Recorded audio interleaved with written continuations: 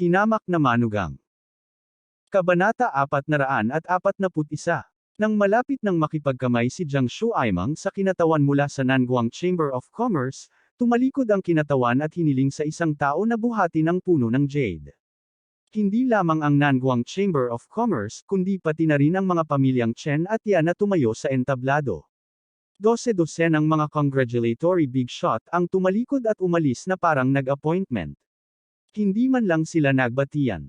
Wala pang isang minuto, biglang nawala ng laman ang entablado na puno ng kayamanan. Maging ang big shot mula sa Yan Capital na dumating upang batiin sila ay umalis din sa entablado. Kahit anong tawag ni Jiang Shuaimang, walang lumingon. Sa isang kisap mata, kakaunti na lang ang nakatayo sa stage. Maliban sa old lady Jiang Shuaimang, at ang babaeng sekretarya, mayroon lamang isang awkward na host.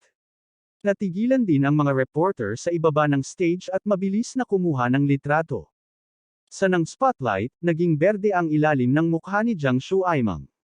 Hindi na siya naglakas loob na gumawa ng isang aksyon tulad ng dati at nagmamadaling sumigaw, bumalik ka kaagad. Sa sobrang galit ni Old Lady Jiang ay muntik na siyang matamba. Kagabi, itinaya niya ang kanyang lumang mukha at tinawag ang isang grupo ng mga big shot mula sa Yan Capital. Noong una ay gusto niyang magligtas ng mukha para sa kanyang anak, ngunit hindi niya inaasahan na ito ay higit na kahihiyan para sa kanyang anak. Galit na galit si Old Lady Jiang kaya wala siyang pakialam sa kanyang pagkatao. Nagmamadali siyang bumaba ng stage at kinuha ang isa sa mga big shot mula sa Yan Capital. She questioned in a stern voice, "What's wrong with you guys? Hindi ba't lahat kayo ay sumang-ayon dito kahapon? Sabi mo babatiin mo si Shui Ming daw. Ano? Hindi mo sineseryoso ang Jiang family ko?" Nataranta ang nasa katanghaliang gulang at mabilis na sinabi, "Matandang ginang, paano natin hindi igagalang ang pamilya Jiang? Kaya lang may bumati sa amin ng maaga at sinabing, nais niyang batiin si Pangulong Dixon." Sino? Galit na galit ang matandang ginang kaya hinawakan niya ang saklay niya. Sa Yan Capital, sino pa ba ang may mas mukha kaysa sa Jiang family? Sa sandaling ito, isang malamig at malinaw na boses ang narinig. "Ako ito." Ang boses ay kaaya-aya sa pandinig, tulad ng tubig ng nyebe sa tag-araw. Lalo itong malamig at may bahid ng pagmamataas. Itinaas ni Jiang Shuaimang ang kanyang ulo at agad na nagulat na hindi nakapagsalita. 8 helicopter ang lumipad sa himpapawid, lahat sila ay may hawak na pulang banner para ipagdiwang ang pagbubukas ng tindahan. Mayroon pa ring 20 o higit pang mga sasakyan na nakahanay sa lupa, na nakaharap sa daan. Bagaman ang mga sasakyang ito ay hindi mga mamahaling sasakyan, ang pagtingin lamang sa mga plaka ng bawat sasakyan ay sapat na upang mabigla ang mga tao. Ito ay alinman sa Army license plate ng Yan Capital, o ang Public license plate ng Yan Capital City, at ito ang eksklusibong upuan ng isang mahalagang opisyal ng bansa.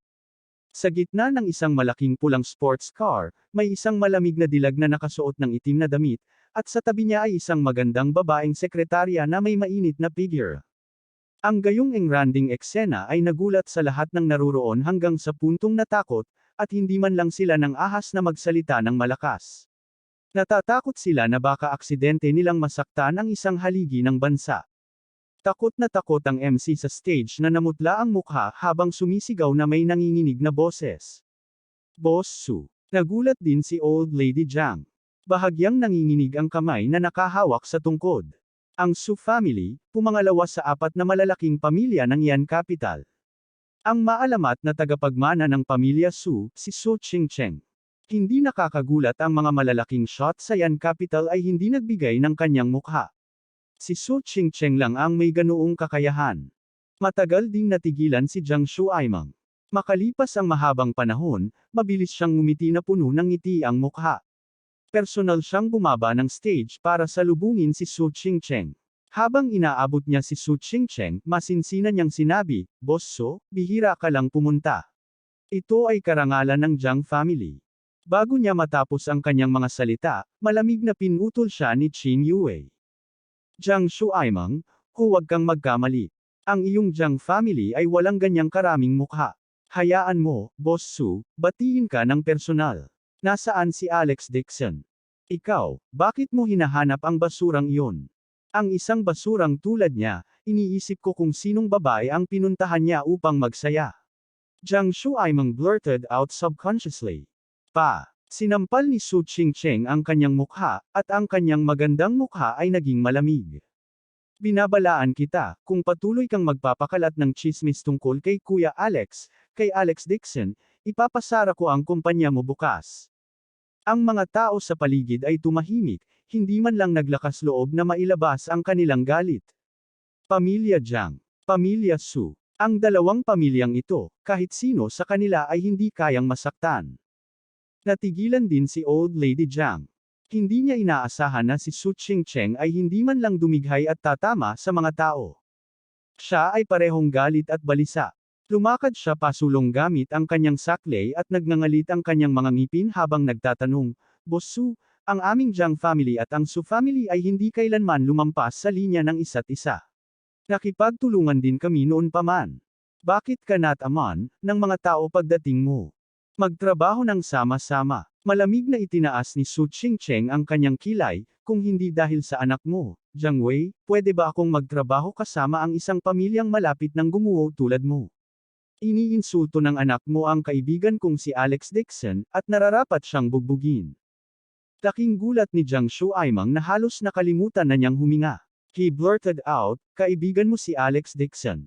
Pinagkrus ni Su Qingcheng ang kanyang mga braso at malamig na ngumuso. Hindi man lang siya nag-abalang kausapin si Jiang Shuaimeng. Hindi rin inaasahan ng Old Lady Jiang na talagang darating si Su Qingcheng upang batiin si Alex Dixon. Galit na galit siya. Sa kanyang mga mata, si Alex Dixon ay isang country bumpkin. Wala siyang kapangyarihan at impluensya at maaari talagang iugnay sa Su family. Ang Jiang family ay isa ring malaking pamilya sa Yan Capital. Si Jiang Shuaimeng ay sinampal ni Su Qingcheng sa harap ng lahat. Talagang hindi niya kayang lunukan ang galit na ito, ngunit hindi niya kayang saktan si Su Qingcheng. Kinagat niya ang kanyang mga ngipin at sumandal sa kanyang tungkod, at sinabing, Boss Su, bakit kailangan mong gawin ito para sa isang tagalabas? Wasakin ang aming relasyon. Kung ang mga pamilyang Jiang at Su ay magiging magkaaway, natatakot ako na wala tayong ang pagkakataong magtulungan sa hinaharap. Umisi si Qin Yue at nagtanong, Older Lady Jiang, sa tingin mo gaano kalaki ang pressure na maibibigay ng Jiang family kay Boss Su gamit ang kapangyarihan nito? Bumagsak na ang Jiang family at umaasa na lang sa kumpanyang ito na magbalik loob.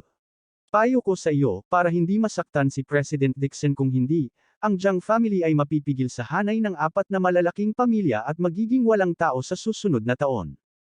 Ang kanyang mga salita ay palaging tumatama sa ulo. Hindi niya binigyan ng kahit anong mukha si Old Lady Jiang. Lumingon si Su Qingcheng at ngumiti sa kanya, Yue, bakit hindi ko napansin na ang galing mo pala magsalita? Napangiti si Qin Yue. Sa totoo lang, kadalasan ay napakakalma rin niya. Kapag nasangkot na ito kay Alex Dixon, hindi siya papayag na may magsabi ng masama tungkol sa kanya. Sa sobrang galit ni Old Lady Jiang ay naupo siya sa upuan at hindi makapagsalita. Alam din niya na ang sinabi ni Qin Yue ay totoo. Kung ang Jiang family ay talagang naging kaaway ng Su family, hindi sila magiging tugma para kay Su Qingcheng. Sumulyap si Qin Yue sa kanya at sinabing, anyayahan si Old Lady Jiang na bumaba at magpahinga. Jiang Shuaimeng, kung gusto mo pa ring buksan ang kumpanya ngayon, hanapin si President Dixon at anyayahan siya sa entablado. Kung hindi, ang Jiang family ay mawawalan ng mukha walang kinalaman sa amin. Galit na galit si Old Lady Jiang kaya hindi siya makatayo ng matatag. Ay nag-alayan siya ng bodyguard sa upuan sa ibaba ng stage para magpahinga. Naging berde rin ang mukha ni Jiang Shuaimeng. Hindi siya naglakas loob na labanan si Su Qingcheng. Pumayag na lang siya at galit na sumigaw, pumunta ka at hanapin si Vice Dixon at si President Dixon.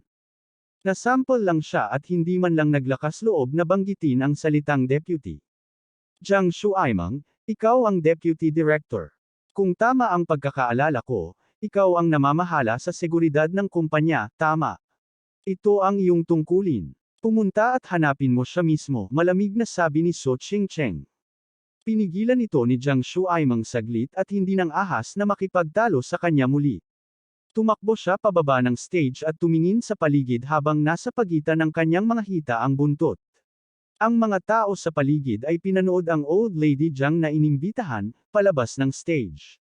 Walang nang ahas gumawa ng ingay.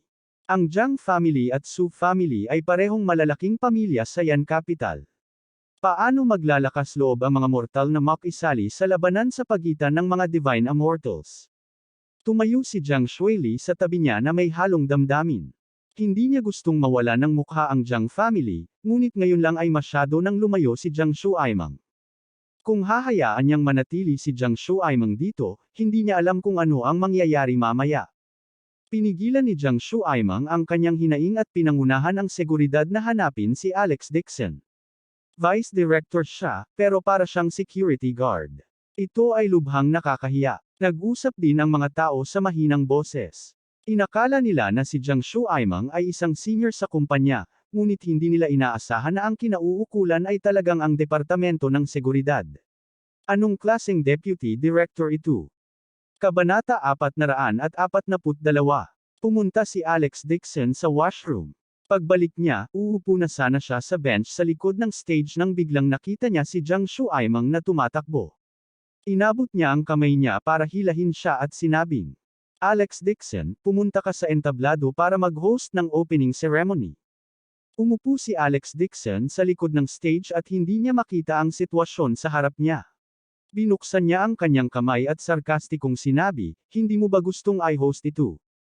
Galit na sinabi ni Jiang Shuaimang, kung sasabihin kong umalis ka, pagkatapos ay umalis ka. Dong. Sinipa ni Alex Dixon si Jiang Shuaimang at pinaupo sa lupa.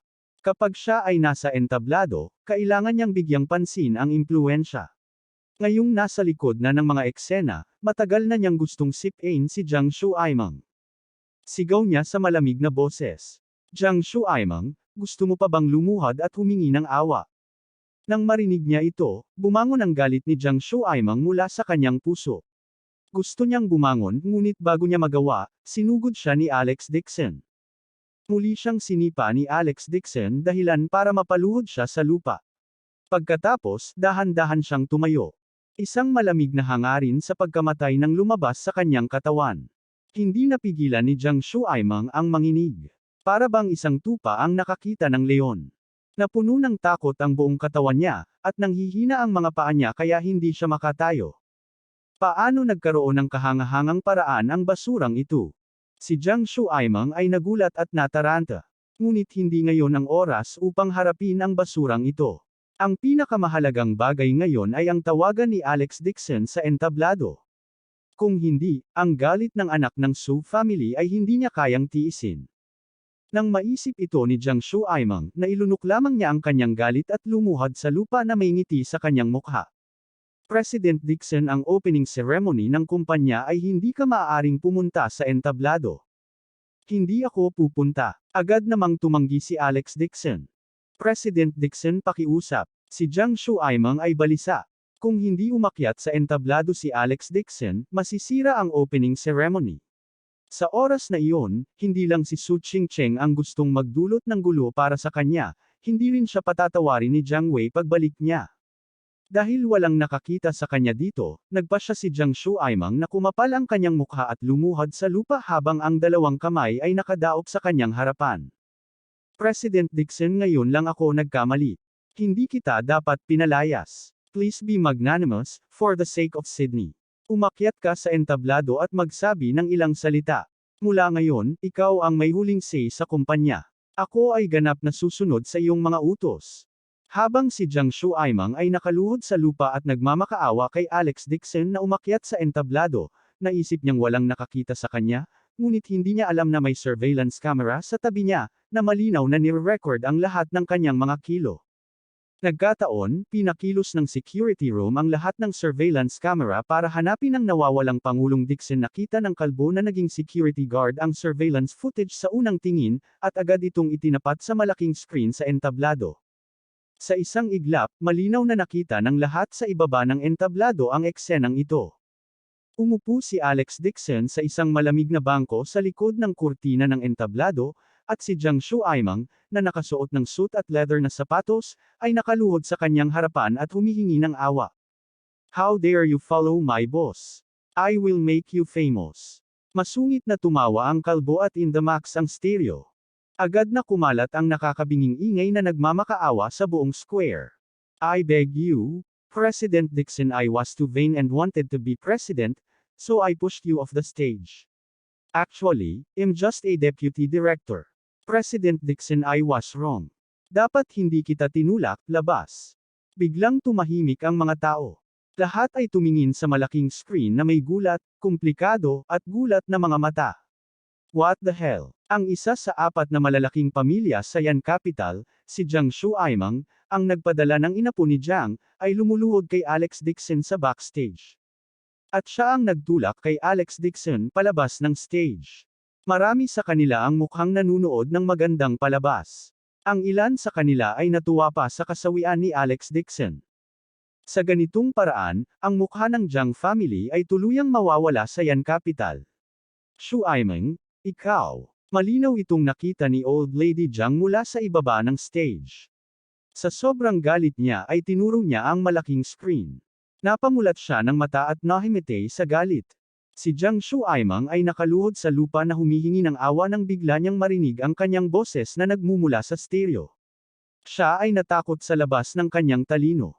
Tumakbo siya sa front desk at tumingin. Sa sobrang gulat niya ay muntik na siyang matambos sa lupa.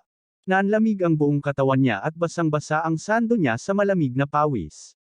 F-sick. Ang bagay na ito ay maya-maya ay kumalat sa pandinig ni Jiang Wei. Sa pagkakataong iyon, siguradong bugbugin na naman siya ng kuya niya. Galit na galit si Jiang Shuaimang. Wala siyang pakialam na siksikan ang eksena sa mga tao at galit na sumigaw, sino ang gumawa nito? Lumabas ka.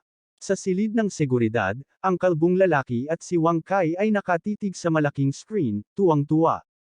May hawak na sigarilyo sa bibig ang kalbo at dumura. Saway niya, what the hell? You are going against my boss, and you are threatening me. I'll make you show your face again. Habang nagsasalita siya, pinindot niya ang switch at ni-replay ang surveillance video. Sa big screen, lumabas na agad ang eksenang ngayon lang. Tumakbo si Jiang Shuaimang sa backstage at mayabang na binyantaan ni Alex Dixon. Sa huli, siya ay sinipa at lumuhad sa lupa, nagmamakaawa na may ngiti sa labi. Ang prinsipe ng korona ay agad na naging isang malaswang aso.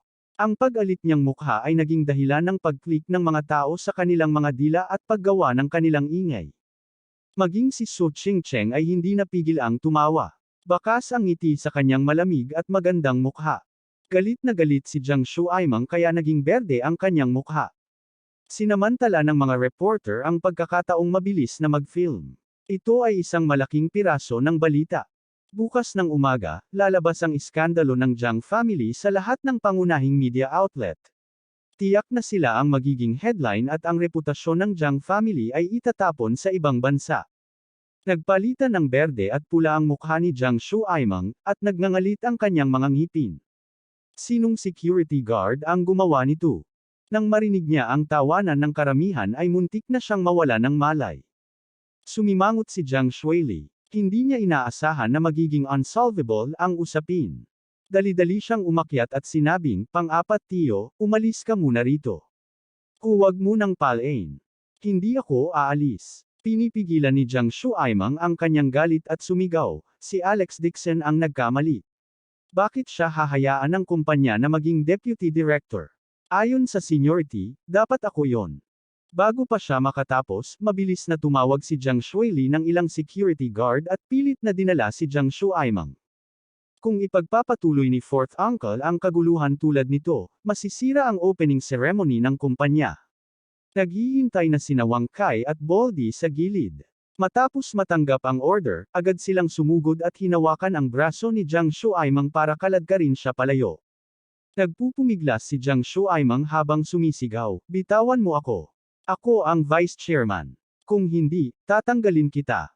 Tama na. Ang kalbo ay hindi tumayo sa seremonya. Nagtanggal siya ng mabahong medyas at pinasok ito sa bibig ni Jiang Shuaimang. Natuwa siya sa kasawian ni Jiang Shuaimang at sinampal ng ilang beses ang bibig ni Jiang Shuaimang. Sarcastic niyang tawa. Vice Director Jiang, sinusunod namin ang utos. Susundin namin ang utos ni Jiang Shuili at ng presidente at patahimikin ka. Isang linggong hindi nagbabago ang kanyang medyas. Sila ay naging matigas, at ang amoy ay mabango. Sinalakay nito ang kanyang mga butas ng ilong. Si Wang Kai, na nakatayo sa tabi niya, ay halos himatayin sa amoy. Si Jiang Shuaimang ay pinalamanan ng isang subo ng mabahong medyas, at ang kanyang tiyan ay parang malapit ng tumalon sa dagat. Sa sobrang inis niya ay muntik na siyang masuka. Ang lakas ng labanan ng biochemical weapon na ito ay talagang napakalakas. Talagang nakaramdam si Jiang Shuaimang ng hininga dahil sa amoy. Inilibot niya ang kanyang mga mata at nawala ng malay. Binuksan ni Wang Kai ang pinto ng banyo ng mga lalaki at sinipa si Jiang Shuaimang. Pinagalitan niya, "How dare you make things difficult for my boss? Just stay here and cool down." Kabanata 443. Matapos alisin si Jiang Shuaimang, bumalik sa normal ang eksena sa ilalim ng gabay ng host. Umakyat si Alex Dixon sa entablado upang i-host ang seremonya ng pagbubukas sa ilalim ng paulit-ulit na pagsusumamo ni Jiang Shuili at ang katotohanan na talagang ayaw niyang guluhin ang kumpanya ng pakikipagsosyo. Si Su Chingcheng, kasama ang daan-daang heavyweights, ay umupo sa ibaba ng entablado at tula lang tumingin sa kanya. Dahil sa hindi nakukunwari niyang titig, hindi komportable si Alex Dixon, na nakatayo sa entablado. Masyadong direkta ang babaeng ito. Ang kanyang maalab na titig ay parang isang batang babae na nahuhumaling sa kanya. Ang lahat ng mga big shot ay sunod-sunod na pumunta sa entablado at nagbigay ng kanilang mga regalo. Hindi rin inasahan ni Alex Dixon maliban sa mga big shot mula sa Yan Capital na tinawag ni Su Chingcheng, maging ang mga big shot mula sa Dongchuan, Western Plain, Nanguang Chamber of Commerce at marami pang ibang dayuhang kaibigan ay personal ding pupunta sa Yan Capital upang suportahan itong joint ventures. Sa totoo lang, itong joint ventures ay hindi niya pangunahing negosyo. Hindi man lang ito maituturing na branch company. Sa karamihan, maaari niyang buksan ang merkado ng gamot sa Yan Capital sa pamamagitan ng mga koneksyon at puwersa ng Jiang family. Ang tunay na negosyo ni Alex Dixon ay ang Haicheng Group Company sa likod niya, at gayon din ang Wantai Corporation ng Jinling. Bilang boss behind the scenes, hindi alam ng marami ang tunay niyang pagkatao. Masigasig na kumanta ang MC, sisunod ay ang Reg Along pagbati mula kay Boss Su, ang Suklan Group. Sasakupan ng Su Group ang gininto ang yugto ng isang set, 2 set, 3 set ng telebisyon sa buong bansa, at i-advertise ang repairing ointments ng joint ventures. Sa sandaling matapos siyang magsalita, isang alon ng mga tandang ang tumunog mula sa ibaba ng entablado. Maging si Alex Dixon ay natigilan. Napakalaking bagay. Gaya ng inaasahan ng Su family. Tuwang-tuwa ang Master of Ceremonies kaya namula ang mukha. Napalunok tuloy siya. Ang mga bayarin lamang sa advertising sa TV para sa isang hanay ng mga programa ay napakamahal, at sila ay kinakalkula sa ilang segundo. Ang bayad sa advertising para sa isang patalastas sa wala pang 2 minuto ay higit sa 100 milyon. Talagang nag-book si Su Chingcheng ng higit sa isang advertisement ng sabay-sabay at nagpalitan ng pagsasahimpapawid. Ito ay hindi bababa sa 1.5 bilyong pondo sa advertising. Ito ay simpleng epekto ng pagpapalam sa repairing ointment sa screen at bombahin ang buong bansa. Tumayo si Alex Dixon sa entablado na may halong damdamin. Hindi naman sa hindi niya kayang bayaran ang advertising fees na ilang bilyon. Gayunpaman, hindi niya nais na maging masyadong mataas ang profile. Sa simula, gusto lang niyang gumawa ng public medicine. Ngunit ang damdamin ni Su Chingcheng ay nagpakilos sa kanya, ngunit naramdaman din niya na hindi niya ito kayang bayaran. Pagkatapos niyang mag-host ng pambungad na talumpati, ibinigay niya ang mikropono kay Jiang Shuili at bumaba sa entablado sa gilid ni Su Chingcheng.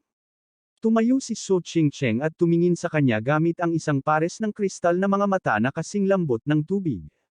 Parang may libu-libong salita pero sa huli, isang reserbang ngiti lang ang ibinigay niya at marahang nagsalita. Kuya Alex, nais ko ang iyong kumpanya ng isang magandang negosyo. Mapait na ngumiti si Alex Dixon at sinabing, "Salamat, Chingcheng, ngunit sapat na ang utang ko sa iyo. Hindi mo na kailangang gawin ito. Kung gayon pakasalan mo ako." Matamis na ngumiti si Su Chingcheng.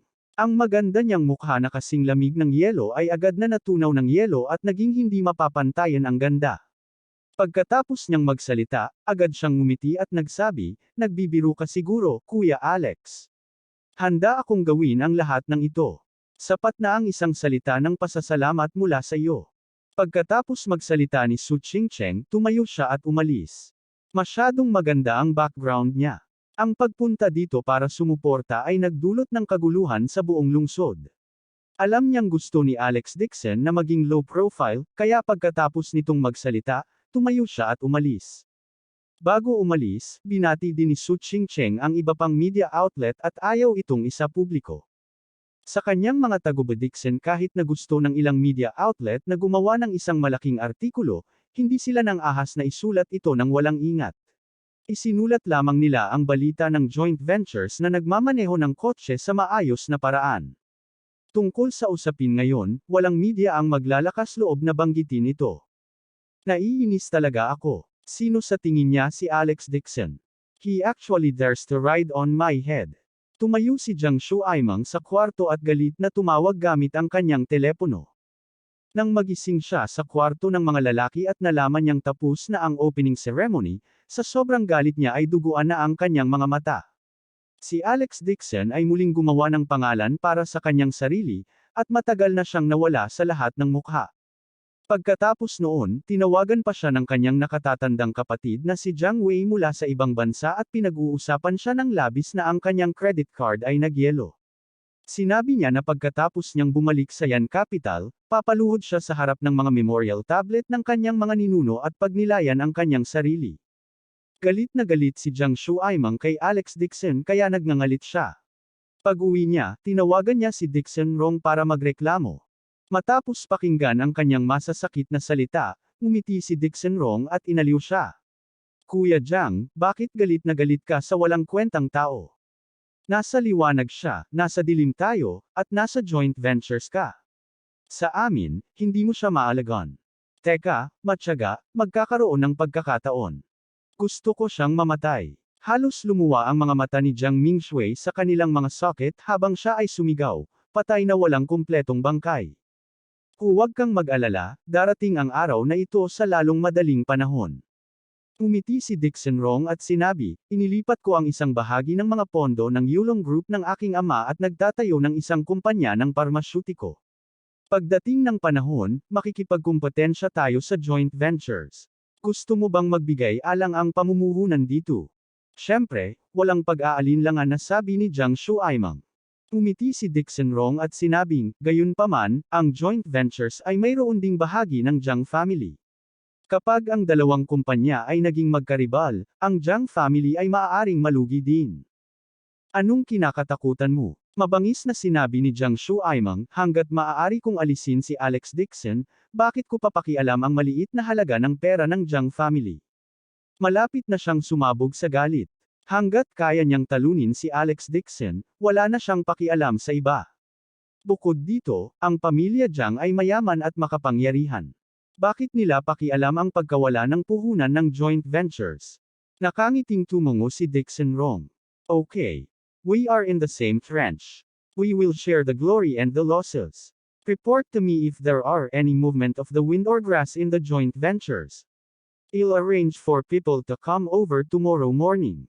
Itanim ang mga ito sa departamento ng gamot ng kumpanya kung may pagkakataon, nakawin ang race ATA. Sige. Sumang-ayon kaagad si Jiang Shuaimang. Para mapatay si Alex Dixon, gagawin niya ang lahat. Sa isang marangyang villa sa Yan Capital, tinapos ni Dixon Rong ang tawag at tumalikod na may malamig ng ngiti. Sinabi niya kay Ku Fei, "Sabihin sa iyong mga tauhan na maghanda at pumasok sa kumpanya bukas ng umaga." Mahigpit na nakasara ang mga kurtina ng bulwagan ng villa. Kahit isang lamok ay hindi makakalipad. Walang ilaw sa kwarto. Madilim. Tumayo si Ku Fei sa likod ni Dixon Rong at tumango. Handa na. Sa kadiliman sa likuran niya, may ilang figure na nakatayong parang mga eskulturang luad. Tuwid ang kanilang mga katawan. Ang isa sa mga itim na figure sa pinakadulo ng grupo ay nakasuot ng itim na tight suit na kasing manipis ng pakpak ng cicada. Ang kanyang figure ay kaaya-aya at curvaceous. Siya ay may isang payat na baywang, mahahaba binti, at lalo na ang isang pares ng mga paa na umaalon. Napakalaki nila kaya mahirap kontrolin ang mga ito gamit ang isang kamay. Gayunpaman, ang kanyang anyo ay napakaganda at kaakit-akit, ngunit ang kanyang buong katawan ay naglalabas ng malamig na aura ng kamatayan, na para bang siya ay isang walang buhay na bagay na naging sanhi ng lamig ng buong katawan ng isang tao. Sigaw ni Ku Fei sa malamig na boses. 13. Humakbang pasulong. Agad na gumalaw ang figure at humakbang pasulong. Pinalaki ni Dixon Rong ang 13 at nakakunot ang noo niyang sinabi, hinahanap mo ang babaeng ito. Ano ang magagawa niya? May balak ba siyang makita si Alex Dixon? Miss Dixon Rong, huwag mong isipin na babae si 13. Pero siya ang pinakamahusay na assassin sa gruesome ghost sect. Nagsasagawa siya ng mga misyon sa ibang bansa. Umiti si Ku Fei at sinabing, magaling siya sa pagkalason, mga kasanayang medikal, at martial arts. Natutunan din niya ang pang-aakit at sinanay sa loob ng 1 taon sa Red Light District sa ibang bansa bata pa. Sabi ni Dixon Rong, bakit hindi mo siya tinawagan kanina para harapin si Alex Dixon? Kung hindi sana pinatay ni Alex Dixon ang iyong amo. Bagaman lumaki ang 13 sa gruesome ghost sect, may nangyari noong nakaraang taon. Talagang tinalikuran niya ang kanyang misyon at hinanap ang ilang nakababatang kapatid na babae. Pagkatapos, tumakas siya sa ibang bansa kasama ang kanyang nakababatang kapatid na babae upang manirahan sa pag-iisa. Ngayon na sa wakas ay natagpuan ko na siya, ibabalik ko siya. Kabanata 444. Nako, may ganon, parang hindi siya madaling kontrolin. Napangiti si Ku Fei at sinabi, Miss Dixon Rong, huwag kang mag-alala tungkol dyan. Nasa kamay ko ang kapatid na babae ng 13 at may malubhang karamdaman. Paano siya mangangahas na maging masuwain? Kung hindi ka naniniwala sa akin, pwede mong subukan. Talaga, sabi ni Dixon Rong at dahan-daang naglakad sa harap ng 13. Tumingin ito sa kanya at ngumiti. 13, ang ganda talaga ng mukha mo. Kahit ako, itong babaeng ito, kinikilig. The best talaga. Habang nagsasalita siya, dumampot siya ng fruit knife at iniabot kay 13. Sinabi ni Ku Fei na loyal ka, kaya dapat mong ipakita sa akin kung gaano ka katapat. Kunin mo itong kutsilyo at putulin mo ang iyong magandang mukha. Inabot ni Dixon Rong ang kanyang kamay. May nakalatag na matalim na kutsilyo sa palad niya. Bakas sa kanyang magandang mukha ang malisyosong pagngisi. Para sa isang babae, ang hitsura ay mas mahalaga kaysa sa buhay. Gusto niyang makita kung karapat-dapat ba itong 13 sa kanyang pagkatiwalaan. Isang malamig na tingin ang ibinigay ng 13 kay Dixon Rong. Walang pag-aalinlangan, pinulot niya ang maliit na kutsilyo at nilaslas ang mukha. 1 pulgadang haba ng sugat ang lumitaw sa kanyang maputi at malambot na mukha. Ang kanyang balat at laman ay gamulong. Walang ekspresyon ang 13. Hinawakan niya ang kutsilyo gamit ang kamay at muling sinaksak. Hindi man lang siya kumurap. Sige. Sige. Naiinip na sumigaw si Dixon Rong, ikaw ang naging dahilan ng pagkabalot ng dugo sa mukha na ito. Naiinis ako kapag nakikita ko ito. Maaari kang mag-withdraw, utos ni Ku Fei. 13 magagandang mukha ang naputol, ngunit malamig pa rin ang kanyang mga mata. Walang sabi-sabi, umatras siya at bumalik sa karamihan. Ni Dixon Rong, Ku Fei, hindi ko akalain na magkakaroon ng ganoong talent sa iyong gruesome ghost sect. Gayunpaman, kung gusto mong makita niya si Alex Dixon, sinabi kong hindi ko ito gag-ana. Sinabi ni Ku Fei, huwag kang mag-alala. Bagamat nag-aral siya sa Red Light District, malinis ang kanyang katawan dahil gusto niyang maghintay hanggang sa isang araw ay gamit ito. Hilingin kay Jiang Shu Aimang na ayusin ang kanyang pagpasok sa kumpanya kung saan makakalapit siya kay Alex Dixon. Mabuti naman. Tumango si Dixon Rong na may kasiyahan. Hilingan si Lu Yanggayo na maglabas ng gamot para matanggal ang sugat ng kutsilyo sa kanyang mukha. Matapos ang sunod-sunod na tunog ng langit-ngit, itinulak ng bodyguard ang isang wheelchair mula sa mga panloob na silid. Sa wheelchair ay nakaupo ang isang maputlang mukha na may kapansanan. Si Lu Yanggayo iyon.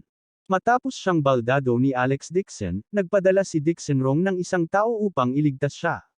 Wala siyang choice kundi ang umasa sa kanya. Umasa siya sa kanyang napakahusay na medikal na kasanayan upang mabuhay at responsable sa paggawa ng iba pang lason para kay Dixon Rong. Ang laxative na ibinigay ni Dixon Rong kay Helena sa huling pagkakataon ay siya rin ang gumawa. Ito ay walang kulay at walang lasa. Bukod dito, ang pagkuha nito sa mahabang panahon ay magdudulot ng mga guni-guni. Madilim ang mukha ni Lu Yonggyo. Naglabas siya ng isang itim na kahon at iniabot. Magalang niyang sinabi, Miss Dixon wrong. Ito ay isang gamot na kinopya ko mula sa repairing ointment. Sapat na itong panggamot sa mga sugat. Pagkatapos gamitin, wala nang bakas. Sige. Kinuha ito ni Dixon wrong at inihagis kay 13, niya, tandaan, kapag pumasok ka sa joint ventures bukas, mag-isip ng paraan para makuha ang formula ng gamot. Bagamat magkatulad ang gamot ni Lu Yonggyo at repairing ointment sinabi, kalahati lang ang medicinal effect, at ang gastos ay 20-30 beses na mas mataas. Oo. Tinanggap ng 13 ang kahon ng gamot at tahimik na tumango. Kababalik lang ni Alex Dixon sa villa nang makatanggap siya ng tawag mula kay Jane Lewis. Alex, kumusta ang pagbukas ng kumpanya ngayon? Sayang lang at wala ako sa Yan Capital, kung hindi ay sumama ako sa iyo. Ito ay matagumpay, sabi ni Alex Dixon. Siyempre, ayaw niyang mag-alala ang asawa. Nga pala, nakita mo na ba yung mga bulaklak ko? Hindi pa, pero tinanong ko na ang nanay ko. Sabi ni nanay hindi niya sila ginalaw.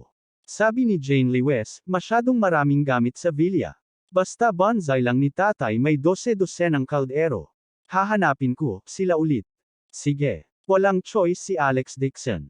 Bagamat masama ang pakiramdam niya, hindi na siya makatakbo pabalik sa Jinling ngayon. Sabi ni Jane Lewis at nag-alinlangan sandali. Nahihirapang sabi niya, Nay. Hiniling sa akin ni nanay na kausapin ka. Gustong pumunta ni mama sa Yan Capital. Biglang naging alerto si Alex Dixon. Hindi kaya gustong bumalik ng matandang hag na ito. Hindi, nagmamadaling paliwanag ni Jane Lewis at nauutol, Nay, gusto ni nanay na humanap ka ng trabaho para kay Tio. Wala bang kumpanya si Tito? Nagtatakang tanong ni Alex Dixon. Naalala niya noong dumating si Shu Fugi sa Jinling, ipinagmamalaki niya kung paano siya nagtatrabaho sa isang malaking kumpanya at mayroon siyang maliit na kumpanya. Sa oras na ito, may kaluskos sa kabilang side ng telepono, kasunod ang mayabang na boses ni Helena. Iha, bakit ang tagal mong makipag-usap sa kanya ng kalokohan? Diretso lang, he dared to say half a word no. Iyon ang kanyang biological uncle. Kumunat ang noo ni Alex Dixon. Tila inagaw ng kanyang biyenan ang telepono ng kanyang asawa. Sa sandaling ito, narinig ang boses ni Helena. Alex Dixon, ayusin mo ang trabaho ni Tito at tiya mo sa kumpanya mo bukas. Kasalukuyan silang walang trabaho sa bahay. Dapat alagaan mo silang mabuti. Ang mapang-utos na tono ng Empress Dowager ay nakaramdam ng disgusto kay Alex Dixon, at malamig siyang ngumuso. Ang talent market ay hindi malayo, pumunta at hanapin ito sa iyong sarili. Alex Dixon, ayaw mo man lang tumulong sa sarili mong tiyuhin. May konsensya ka ba? Galit na galit si Helena kaya napag-alitan siya, kung hindi mo tutulungan ang iyong tiyuhin na maghanap ng trabaho, pupunta ako ngayon sa Yan Capital at hihilingin sa iyo na hiwa-hiwalayan ang aking anak. Anyway, ang villa ay ang pangalan ko. Pagkatapos mong maghiwalay, maaari kang umalis sa bahay at matulog sa kalye. Umakyat sa ulo niya ang galit ni Alex Dixon at malamig siyang sumigaw, Helena, kung ayaw mong tumira sa mansyon ni Jinling, tatawagan ko ngayon ang lilipat na kumpanya at sasabihin kong umalis ka na. Ikaw. Galit na galit si Helena. Ang basurang ito ay naglakas loob na babalikan siya. Gusto niya itong magalit ngunit biglang naalala na hindi niya mansyon ang Jinling. Agad niyang nilunok ang mga sinabi niya pabalik. Si Albert Lewis, na nasa tabi niya, ay humawak ng isang tasa ng tsaa at hindi nasisiyahang sinabi, hindi ka ba maaaring maging mas mabait kay Alex? Nagsumikap siya sa Yan Capital upang kumita ng pera. Anong klaseng pera ang kinikita niya?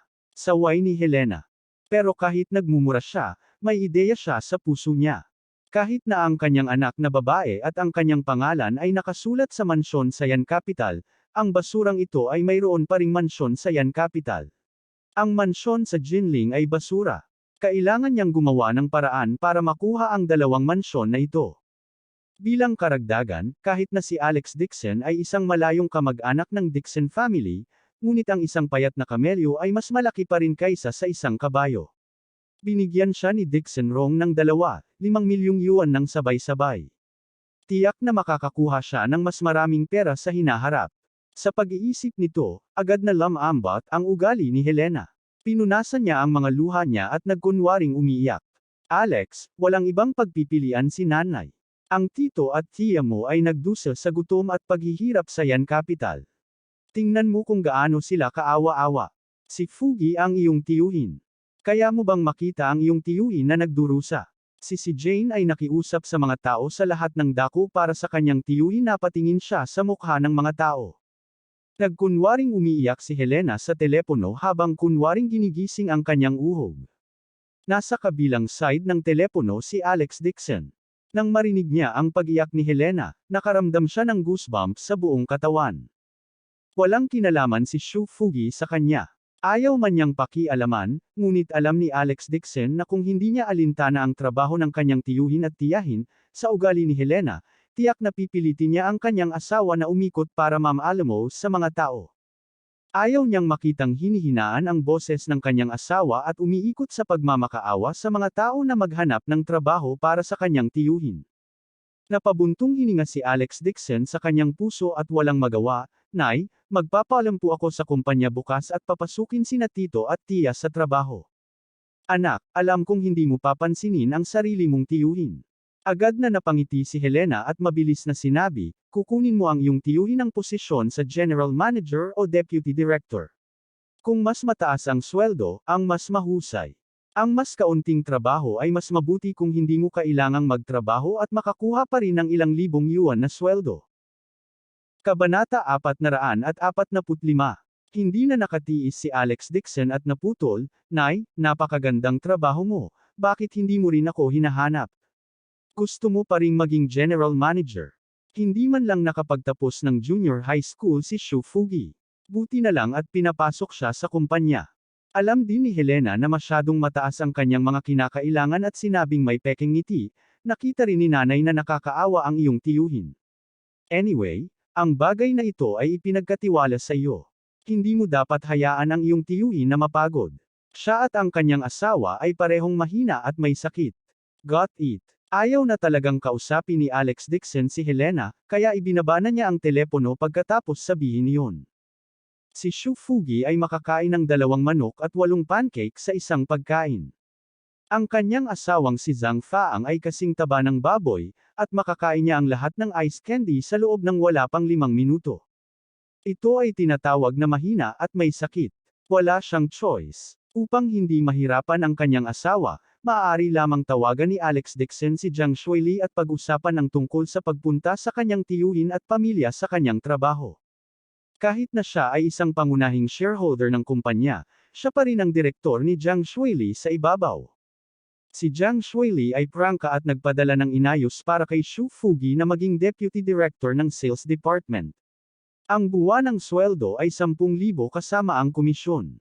Si Zhang Faang ay nagayos para sa mga kawani ng pagbibenta, at ang buwanang sweldo ay 8,000 dagdag na komisyon. Bagamat sinabing sales department ito, sa katunayan, hindi na kailangan ng mga sales staff para i-promote ang mga gamot sa joint ventures. Kahit na ang mga order para sa susunod na buwan ay ninakaw. Katumbas ito ng libreng trabaho na may sweldong hindi umubra. Kinaumagahan, si Shu Fugi at ang kanyang asawa ay masayang tumakbo sa kumpanya para magtrabaho. Bago sila umalis, nambola rin sila ng husto kay Alex Dixon. Nang marinig niya iyon, nagkaroon siya ng goosebumps sa buong katawan. Aalis na sana si Alex Dixon sa villa nang bigla niyang nakita ang isang kainahinalang figure na dumaan mula sa likod bahay. Maganda ang kanyang paningin. Nang makita niyang ang figure ay si Ming Nooran talaga, nagulat siya. Ilang beses na niyang nakita si Ming Nooran sa likod bahay. Siya ay nagtatago at ang kanyang mga galaw ay kainahinala. Ayon sa ulat ng mga bodyguard sa villa, madalas siyang lumalabas sa kalagitnaan ng gabi. Tila may kasama siyang pribadong pagpupulong. Napaisip si Alex Dixon, may boyfriend kaya si Ming Nooran. Nang makita si Ming Nooran na palihim na lumabas ng pinto sa likod, hindi sinasadya ni Alex Dixon na sundan siya ngunit nang humakbang siya, huminto siya muli. Si Ming Nooran ay hindi niya asawa. Kung talagang may boyfriend siya, may pakialam ba siya? Higit pa rito, ito ay pribadong bagay ng ibang tao. Minsan na niyang tinanong si Ming Nooran. Ayaw niyang sabihin ito, kaya bakit kailangan niyang makialam sa negosyo ng ibang tao? Nag-isip sandali si Alex Dixon at hindi pa rin siya sinundan. Tumalikod na siya at naglakad palabas ng villa. Sa likod ng pinto ng villa, maingat na inilibot ni Ming Nooran ang paligid at sinigurado na walang tao sa paligid bago siya mabilis na lumabas sa likod ng pinto ng villa. Habang naglalakad siya palabas, biglang tumalon ang isang figure mula sa gilid at sumugod sa kanyang harapan at nag-aalalang nagtanong, nasaan ang bagay? Nagmamadaling kinuha ni Ming Nooran ang isang leather na sobrang galing sa kanyang bag at iniabot ito habang sinasabi, Nay. Ito lang ang mayroon ako. Ang tumalon ay ang kanyang ina, si Chin Yuan. Kinuha ni Chin Yuan ang sobre at binuksan ito para tingnan. Puno ng kawalang kasiyahan ang mukha niya. Bakit kaunti lang ang pera?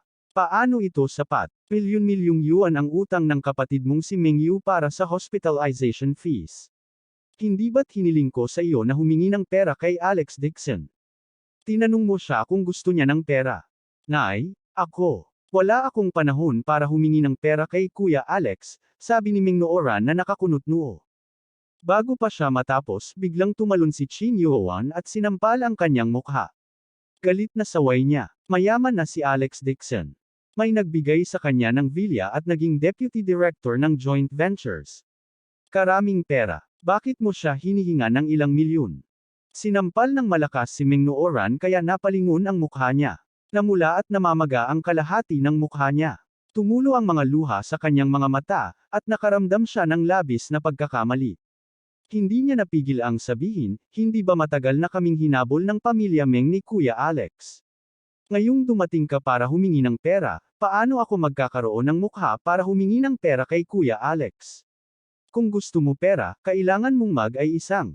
Pagkasabi niyon ay tumalikod siya at galit na umalis, puno ng hinanakit ang puso niya.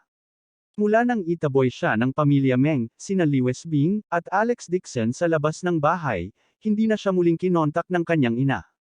Hindi niya ito tinatrato bilang isang anak na babae. Ngunit ilang araw na ang nakalipas, biglang dumating si Chin Yuan sa pintuan at walang hinihinging pera sa kanya. Hindi kinaya ni Ming Nooran ang gusot ni Chin Yuan at dahil siya ay biolohikal na ina, siya ay malambot ang puso at binigyan siya ng 10,000. Hindi niya inaasahan na mawawala ng kontrol ang bagay na ito at talagang darating si Chin Yuan sa kanyang pintuan at hihingi ng pera mula sa kanya. Sa kabuuan, humiling siya ng mahigit 100,000 yuan at halos wala na ang ipon ni Ming Nooran. Tumalikod na si Ming Nooran at aalis na sana nang bigla siyang hinayla ni Chin Yuan pabalik at pinagalitan. Yuan filial daughter, hindi alam ang kinaroroonan ng iyong ama at ang kapatid mo ay nasa ospital.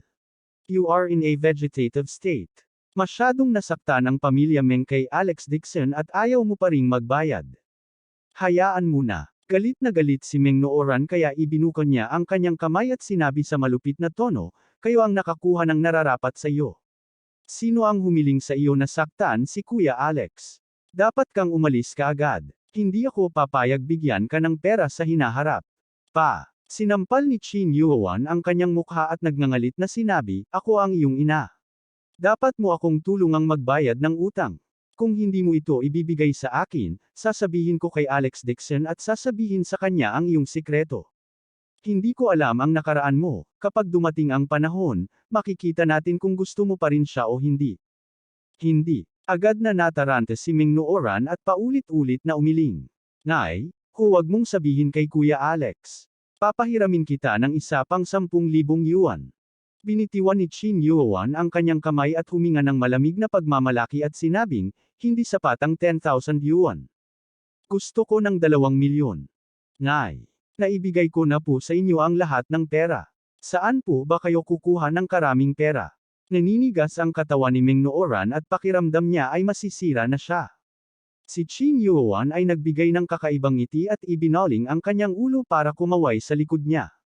Mula sa likod ng poste ng kuryente, 2 matipunong lalaki ang lumabas na may mabangis na tingin. Natatakot na sabi ni Ming Nooran, Nay, sila ay. Nakangiting sabi ni Chin Yuan, huwag kang matakot. Kaibigan ko sila. Basta pipirma ka, babayaran agad ang 2 milyon. Isang malaking lalaki na may tato ng Asher Dragon Flower Arm ang lumapit at bahagyang ngumiti nang ipasa niya ang ilang pirasong papel kay Ming Nooran at sumigaw, lagda. Binaliktad ni Ming Nooran ang dokumento at agad na napasigaw sa gulat, "Nay, loan shark ito. Paano ko ito mababayaran? Ito ay talagang isang kontrata ng loan shark. Ito ay isang institusyong pinansyal na tinatawag na Lius Financial Company. Isa itong organisasyon sa ilalim ng Yulong's Group, at isa itong loan shark." Agad na nagbanta si Chin Yuan, "Kung hindi mo ito pipirmahan, tatawagan ko ngayon si Alex Dixon at sasabihin ko sa kanya ang iyong sikreto. Malalaman niya kaagad na isa kang masamang babae. Hindi ka ganoon ka-simple." Nanay. Namula ang mata ni Ming Nooran at napilitan siyang umiyak. Ang interes ng $2 milyong na pautang na ito ay mas mataas pa kaysa sa isang online na pautang.